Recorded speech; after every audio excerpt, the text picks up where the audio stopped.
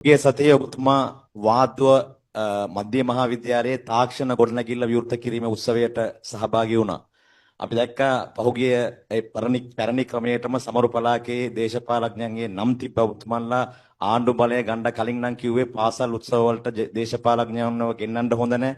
සමරු පළාතවල දේශපාලඥයන්ගේ නම් ගහන්න හොඳ නැහැ කියලා කිව්වට ඔබ විවෘත කරපු එම ගොඩනැගිල්ලේ සමරු පළාතේ ඔබතුමාගේ නමත් සඳහන් වෙලා තිබ්බා. ඔව්. මගේ පමණක් නෙවෙයි අගමැතිතුගේ නමක් තිබුණා.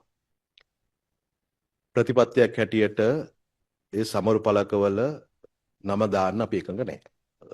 පිරිත් සජ්ජායනා මැද සමරු පළකේ විවෘත කරන්න කියලා අපට ආරාධනා කරා.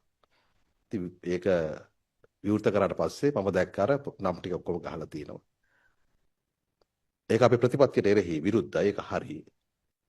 සමාජ මාධ්‍යවල වීරයෙක් වෙන්න මට අවස්ථාවක් තිබුණා ඒ වෙලාවේදී. ඊටාම රැඩිකල් තීන්දුවක් අරගෙන මේක වැරදි, මේක වහාම ගලවන්න කියලා ළමයි දෙන්නෙකුට එන්න කියන තිබ්බා ප්‍රින්සිපල්ට අලවංගු දෙකක් අරගෙන.